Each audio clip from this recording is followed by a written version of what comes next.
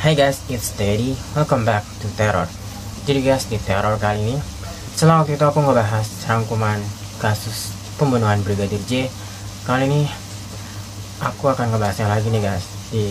Mungkin bisa dibilang ini part 2 nya ya guys. Dan tentunya ada update terbarunya guys. Kira-kira update terbaru apa nih guys dari kasus pembunuhan Brigadir J ini dengan kelima tersangka ini guys, yakni Ferdi Sambo, Baradae, Bribka RR, Kuat Ma'ruf, dan juga Putri Chandrawati.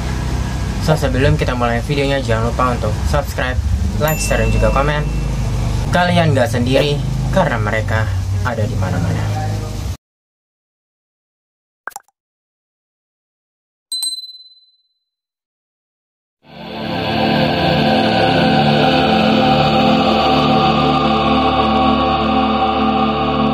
Oke guys, nih update yang pertama nih guys. Beberapa waktu lalu, kelima tersangka kasus pembunuhan Brigadir J ini telah melakukan rekonstruksi guys.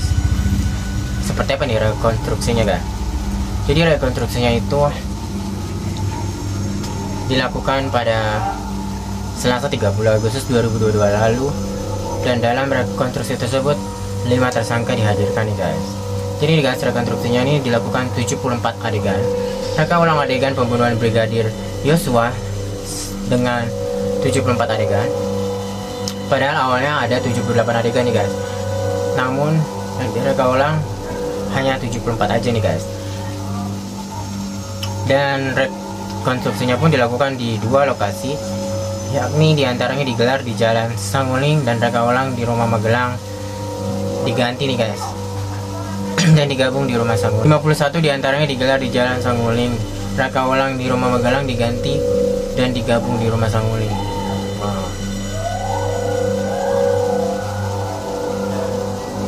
Jadi yang rumah di Magelang juga semuanya di Sanguling ya guys. Oke, terus nih guys, peran pengganti Brigadier Eliezer ini nih guys. Meski datang di lokasi ini, Brigadier Eliezer digantikan perannya oleh pemeran pengganti saat adegan penembakan Brigadir Yosua. Saat adegan itu seharusnya Eliezer berada di satu lokasi bersama dengan Ferdi Sambo.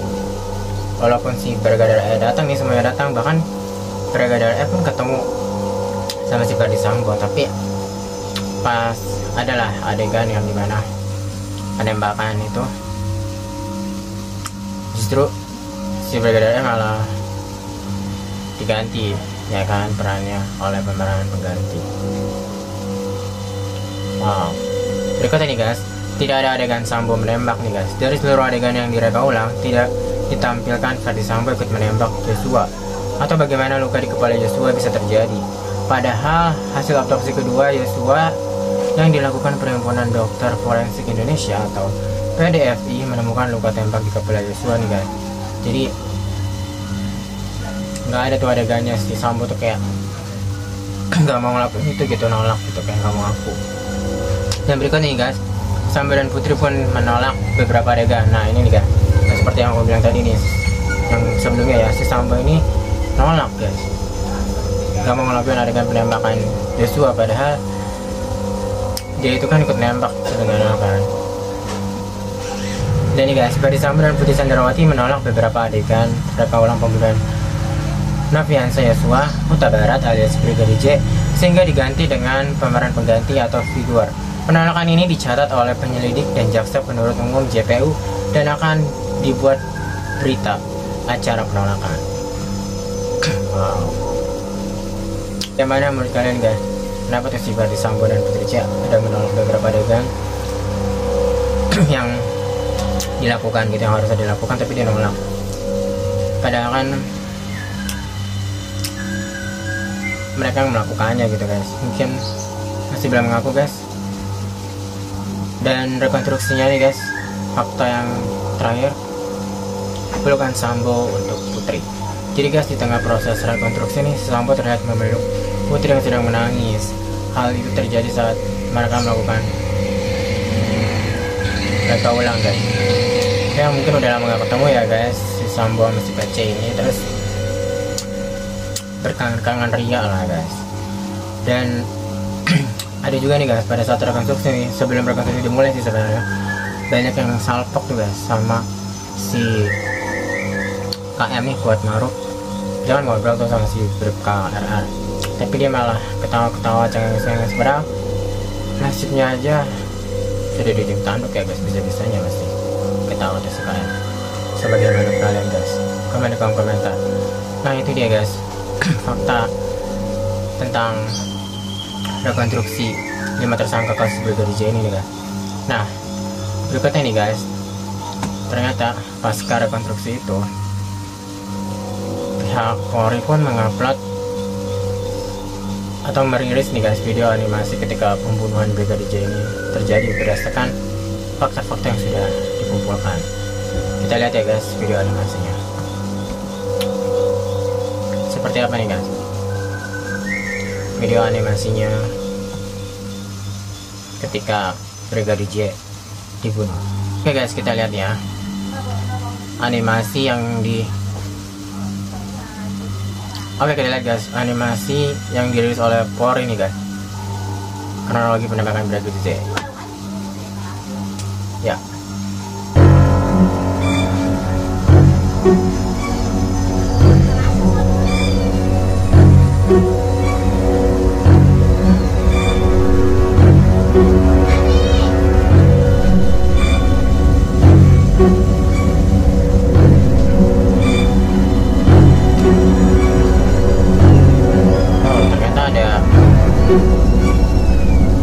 AR sama Yogi ya.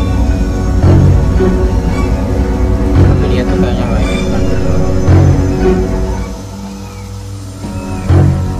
Oh, pistolnya jatuh.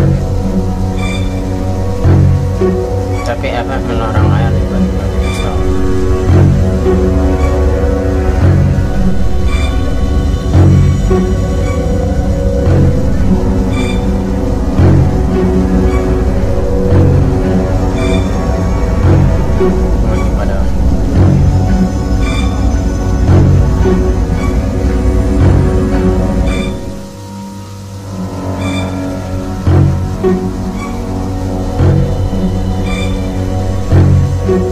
Berkumpul ya guys di depan meja.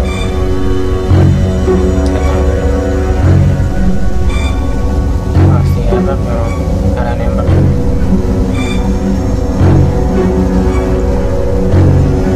Cara menembaknya sebanyak 3 atau 4 kali.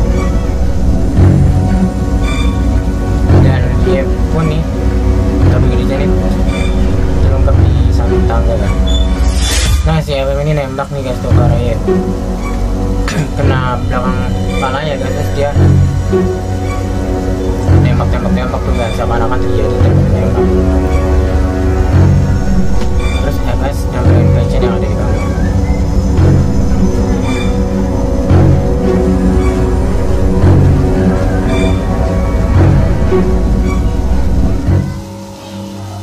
Oh jadi seperti itu guys kronologinya guys nih, versi animasi yang dipublish oleh polisi sendiri ya guys. Wow, bagaimana menurut kalian guys ketika melihat animasi kronologi pembunuhan Brigadir J ini guys? Menurut kalian bagaimana guys? Komen di kolom komentar. Next guys, ini next nih guys, ada fakta baru lagi nih guys. Si PC ini kan kemarin tuh banyak banget tuh dugaan si Sambo selingkuh dengan wanita ataupun Sambo LGBT lah segala macam. Tapi guys ini ada fakta baru lagi nih guys. Fakta terbarunya adalah si PC nih guys diduga nih guys punya hubungan terlarang dengan supirnya nih si KM Kuatmaruf guys. Dan dugaan tersebut pun disampaikan oleh mantan kuasa hukum Baradae Diolipa Yumara. Diketahui PC dan KM diduga terlibat dalam kasus pembunuhan Brigadir J di rumah dinas Verdi Sambo di Kompleks Polri Duren 3 Jakarta Selatan pada 8 Juli 2022 lalu.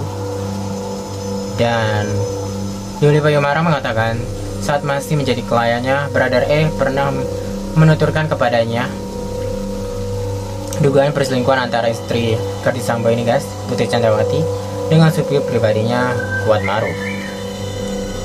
Mengutip penuturan Baradae, kepada dirinya, Diolipa mengatakan Baradae mengaku cukup lama curiga adanya hubungan terlarang yang terjadi antara istri Ferdy Sambo dengan supirnya yakni Kuat Maruf. Jadi Barada Eliezer ini kan bilang, dan dia sudah merasakan. Eliezer ngomong, saya curiga bang, itu si Kuat ada main sama Putri. Oh pantas, jawab saya, kata Diolipa di tayangan TV One Senin 29 Agustus 2002 lalu. Karenanya, kata Diolipa, dugaan kuat motif pembunuhan terhadap Brigadir J terjadi adalah karena Kuat dan Putri ingin menyembunyikan hubungan terlarang mereka selama ini yang diketahui Brigadir J. Jangan sampai motif pembunuhan ini karena Yosua melecehkan Putri di Magelang itu gak ada guys. Wah, jadi kalau dugaan ini benar nih guys, si Putri C sama si Kuat Maruf ini ada hubungan terlarang, berarti si Sambo diadu domba dong sama si Putri C sama Kuat Maruf. Mereka memfitnah Brigadir C seolah-olah Brigadir J yang melecehkan Putri C.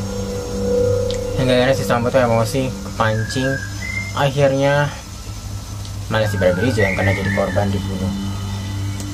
Wah, kalau benar ini terjadi kan bisa seperti itu ya guys. Kasihan juga nih si Brigadir J, korban fitnahan, dan si Sambo juga kasihan juga kalau emang benar gitu guys. Jadi korban adu domba, dia salah bunuh orang, juga kan seperti itu ya guys. Wah, bagaimana kalian guys dengan dugaan barunya guys, dugaan Putri C dan Kuat Maruf ada hubungan gelap. Next nih guys, di update terbarunya, 5 tersangka nih guys di kasus Brigadir J diperiksa pakai alat pendeteksi kebohongan nih guys. Jadi mereka tunggu ke 5 tersangka ya supaya jujur gitu, berkata jujur, sampai pakai tes alat kejujuran gitu guys.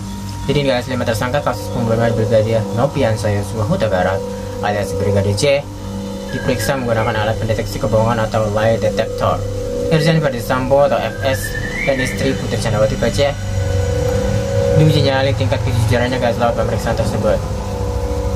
Direpdum Barreskrim Polri Brigjen Andirian Zazadi menjelaskan asisten rumah tangga atau ART Irjen Sambo yakni Susi juga akan diperiksa menggunakan alat pendeteksi kebohongan. Susi diperiksa sebagai saksi atas kasus pembunuhan Yosua.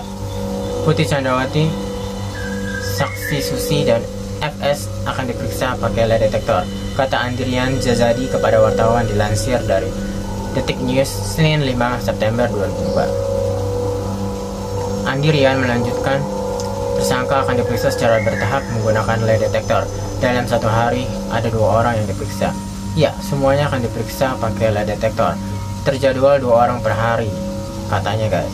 Barreskrim Polri mengendahkan kelimanya tuntas diperiksa guys. Jadwalnya sampai hari Rabu, ucapnya. Pihaknya menegaskan pemeriksaan 5 tersangka menggunakan alat pendeteksi kebohongan guna menguji kejujuran keterangan para tersangka. Untuk menguji tingkat kejujuran tersangka dalam memberikan keterangan, tegas Andirian. Sementara Bribka Rizky Rizal RR, Barada Richard Eliezer atau Baradae, dan Kuat Maruf sudah diperiksa lebih dahulu guys. Ketiganya diperiksa pada hari Senin 5 September lalu. Hari ini RR, Rizky Rizal, dan KM Kuat Maruf Baradae sudah duluan sebelum tersangka lainnya, kata Andirian. Peran 5 tersangka di kasus Brigadir J. Untuk diketahui, Brigadir J tewas dengan luka tembak di tubuhnya. Diperiksa pakai lie detector guys. Daripada lie detector nih guys, kalau menurut aku nih guys, mendingan hipnotis aja guys. Kalau hipnotis kan nggak mungkin bisa bohong guys, tapi kalau pakai lie detector masih bisa bohong sih kalau menurut aku ya. Walaupun mungkin ketahuan sama alatnya atau tidak, tapi kan mereka masih bisa ngeles. Tapi kalau hipnotis tuh pasti mereka nggak akan bisa ngeles dan pasti akan berkata jujur. Kita kan banyak ya hipnotis di Indonesia terkenal yang hebat, seperti Uya, seperti Ferdinand ya kan, yang suka doa VJ itu kan. Kenapa nggak dihipnotis sama antara mereka gitu kan, biar benar-benar tuh berkata jujur gitu kan. Oke, next guys, update berikutnya nih guys. Bribka nih kini mulai berkata jujur nih guys, dan akui lihat dengan mata kepalanya sendiri Ferdy Sambo menembak, dan terungkap kelakuan suami Putri Candrawati itu untuk ciptakan skenario yang tembak menembak itu guys. Bribka FR nih guys, alias Rizky Rizal, diketahui merupakan salah satu ajudan ex-Kadif Propam Polri Irjen Verdi Sambo. Bribka Rizky juga kini diketahui berstatus sebagai tersangka pembunuhan terhadap Brigadir J. Bribka Rizky hadir menyaksikan dan membantu proses pembunuhan berencana tersebut. Mengutip dari Kompas TV nih guys, pengacara Bribka Rizky Rizal mengungkapkan pengakuan dari Bribka RR di hari peristiwa penembakan Brigadir J di rumah dinas Verdi Sambo pada 8 Juli lalu. Rizky Rizal mengaku saat itu dirinya ada di ruang tengah, kemudian sempat bergerak ke arah dapur karena ada panggilan rekannya melalui HT. Lalu saat kembali di ruang tengah, dirinya melihat Verdi Sambo menembak pistol ke dinding. Hal ini diungkap oleh Herman Umar sekaligus pengacara Bribka RR. Bribka RR pun menjadi tersangka dalam kasus dugaan pembunuhan berencana Brigadir J.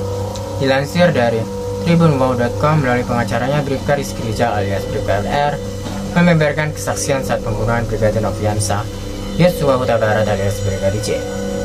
Dilansir tribunwow.com, sebelumnya Bribka RR mengaku tak melihat penembakan Brigadir J oleh Brada Richard Eliezer alias Brada E. Namun kemudian ia mengubah keterangan dan membenarkan adanya tembakan yang dilakukan atasannya tersangka utama yakni Verdi Sambo. Pengacara Bribka RR Herman Umar membenarkan bahwa kliennya menyaksikan langsung ketika Brada E menembak Brigadir J. Hal ini berlawanan dengan keterangan sebelumnya di mana ia mengaku bersembunyi di balik kulkas dan tidak melihat adanya penembakan. Masalah penembakan itu, saudara R memang melihat pada saat saudara Richard menembak. Beber Herman, dikutip di Kompas TV. Namun ketika Brother E melakukan penembakan tersebut, Bribka RR sempat meninggalkan ruang TKP. Ia mengaku mendengar ada panggilan dari Handy Talkie miliknya dan keluar untuk melakukan pengecekan. Namun ia langsung kembali ketika Brigadir Romer yang melakukan panggilan tersebut tak kelihatan di sekitar lokasi. Kemudian ada jeda masuk ke HT setelah beberapa kali tembak. Dia tidak tahu persis berapa kali, sebut Herman. Ada masuk ke HT-nya, dia berbalik arah keluar melihat siapa yang menelpon. Ternyata teman ajudan yang lain yang bernama Romer.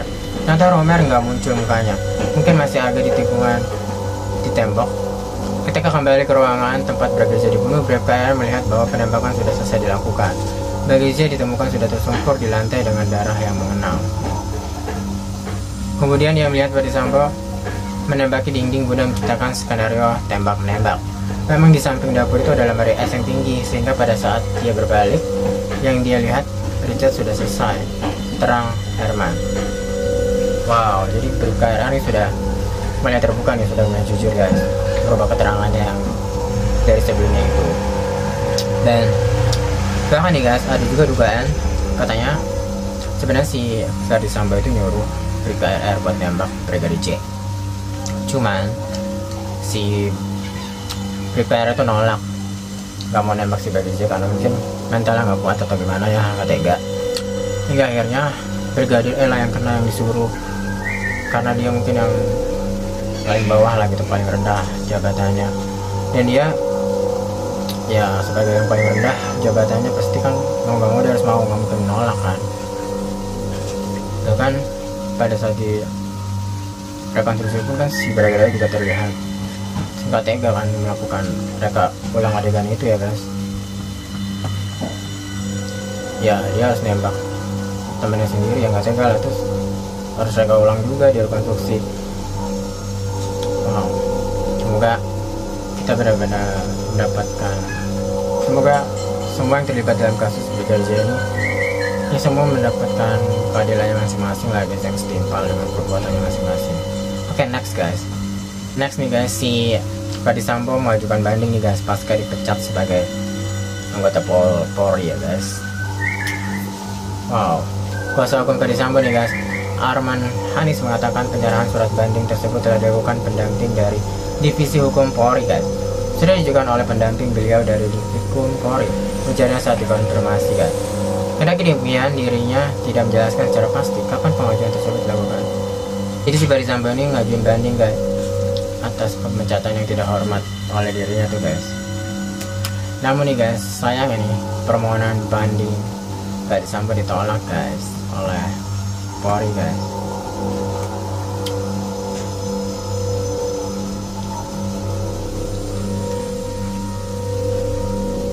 Karena Sambo ini udah melanggar kode etik lumayan banyak guys. kira-kira tuh kurang lebih ada 7 kode etik lah yang dia langgar. Jadi walaupun dia ngajuin banding, dia ajukan bandingnya, pengajuan bandingnya ditolak guys, karena Ferdy Sambo sudah melanggar kode etik Polri, dan tentunya mau nggak mau dia harus dipecat secara tidak hormat guys. Jadi guys, 7 kode etik yang dia langgar itu ada pasal 13 ayat 1 PP nomor 1 tahun 2003, pasal 5 ayat 1 huruf B Perpol 7 tahun 2022. Berbunyi anggota kepolisian RI dapat diberhentikan tidak hormat dari Dinas Polri karena melanggar sumpah atau janji anggota Polri, sumpah atau janji jabatan, dan atau kode etik Polri. Setiap pejabat Polri dalam etika kelembagaan wajib menjaga dan meningkatkan citra, solidaritas, kredibilitas, reputasi, dan kehormatan. Lalu yang kedua nih guys, pasal 13 ayat 1 PP 1 tahun 2003, pasal 8 huruf C Perpol 7 tahun 2022 yang berbunyi anggota kepolisian RI dapat diberhentikan tidak hormat dari Dinas Polri karena melanggar sumpah atau janji anggota Polri, sumpah atau janji jabatan, dan atau kode etik Polri. Setiap pejabat Polri dalam etika kepribadian wajib jujur, bertanggung jawab, disiplin, adil, peduli, tegas, dan humanis. Yang ketiga nih guys, kode etik yang dia langgar ada pasal 13 ayat 1 PP 1 tahun 2003, pasal 8 huruf C angka 1 Perpol 7 tahun 2022 yang berbunyi anggota kepolisian RI dapat diberhentikan tidak hormat dari Dinas Polri karena melanggar sumpah atau janji anggota Polri, sumpah atau janji jabatan, dan atau kode etik Polri. Setiap pejabat Polri dalam etika kepribadian wajib mentaati dan menghormati norma hukum. Lalu yang keempat, pasal 13 ayat 1 PP 1 tahun 2003, pasal 10 ayat 1 huruf F Perpol 7 tahun 2022 yang berbunyi anggota kepolisian RI dapat diberhentikan tidak hormat dari Dinas Polri karena melanggar sumpah atau janji anggota Polri, sumpah atau jabatan, atau kode etik Polri. Setiap pejabat Polri dalam etika kelembagaan dilarang melakukan permufakatan, pelanggaran, atau disiplin atau tindak pidana. Yang kelima, pasal 13 ayat 1 PP 1 tahun 2003, pasal 11 ayat 1 huruf A Perpol 7 tahun 2022 yang berbunyi anggota kepolisian RI dapat diberhentikan tidak hormat dari Dinas Polri melanggar sumpah atau janji anggota. Setiap pejabat Polri sebagai atasan dilarang berikan perintah yang bertentang dengan norma hukum, agama, dan juga kesusilaan.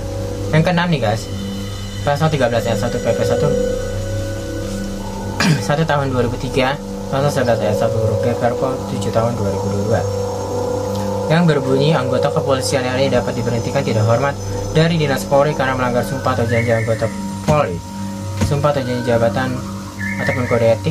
Setiap pejabat Polri yang berkedudukan sebagai atasan dilarang menggunakan wewenangnya secara tidak tanggung jawab. Yang terakhir nih guys, kode etik yang dilanggar yang ketujuh ada pasal 13 ayat 1 PP tahun 2003, pasal 13 huruf M Perpol 7 tahun 2022. Intinya anggota kepolisian RI dapat diberhentikan tidak hormat dari Dinas Polri karena melanggar sumpah atau janji anggota Polri, sumpah atau janji jabatan, dan atau kode etik Polri. Setiap pejabat Polri dalam etika kepribadian dilarang melakukan tindakan kekerasan, berperilaku kasar, dan tidak patut.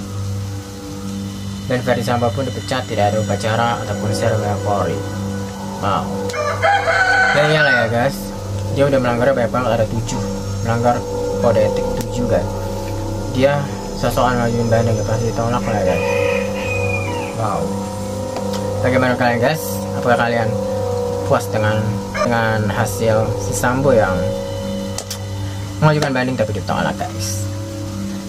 Dan update terakhir nih guys, si PC nih guys, lagi-lagi PC ya guys, masih belum ditahan hingga saat ini guys, walaupun dia udah ditetapkan tersangka, dia masih belum ditahan tuh guys. Dan banyak juga berita dari sana yang membanding-bandingkan dengan dulu almarhum Vanessa Angel dan juga Angelina Sondak. Mereka juga punya anak kecil tapi ditahan, sedangkan PC punya anak kecil tapi nggak ditahan. Bagaimana kalian guys? Dan para netizen pun pada komen tuh guys, hukum di Indonesia tuh bisa dibeli lah, bisa apa dengan orang yang berduit guys. Bagaimana kalian guys? Kenapa tuh si PC udah jadi tersangka tapi nggak ditahan. Ya mungkin alasannya punya anak kecil guys, tapi kan tetap kan guys, seharusnya tuh dia ditahan. Mau punya anak kecil mau enggak, dia udah jadi tersangka, hukum tetap hukum gitu. Dan namanya tersangka kan harusnya ditahan ya guys, karena banyak kok wanita di luar sana juga yang punya anak kecil tetap ditahan tapi dia nggak ditahan. Apakah uang dia berkuasa guys? Bagaimana kalian guys? Nah itu dia guys, update terbaru untuk kasus pembunuhan Brigadir J ini guys. Mungkin nanti aku akan update lagi di part berikutnya, mungkin kalau ada update terbaru lagi. Syukur-syukur udah ini ya guys, udah ada pengadilannya gitu, kita jadi bisa melihat nih kelima tersangka ini dijerat berapa nih hukumannya. Di Indonesia sih ya, khususnya aku juga sih kayaknya pasti juga bisa adil-adilnya ya tentang apa yang dia lakukan gitu terhadap Brigadir J. Kita lihat aja ya guys nanti perkembangannya nih, mereka dapat hukuman berapanya kalau nanti ada pengadilannya guys. Aku akan update lagi ke kalian. Jadi guys, sampai di sini dulu videonya. Thank you for watching. Jangan lupa untuk subscribe, like, share, dan komennya. See you di teror berikutnya guys, di kasus-kasus lain atau di video-video lain di teror berikutnya. Karena aku nggak sabar untuk ketemu kalian lagi di teror setiap hari Kamis dan Jumat ya guys. Bye bye, see you di teror berikutnya.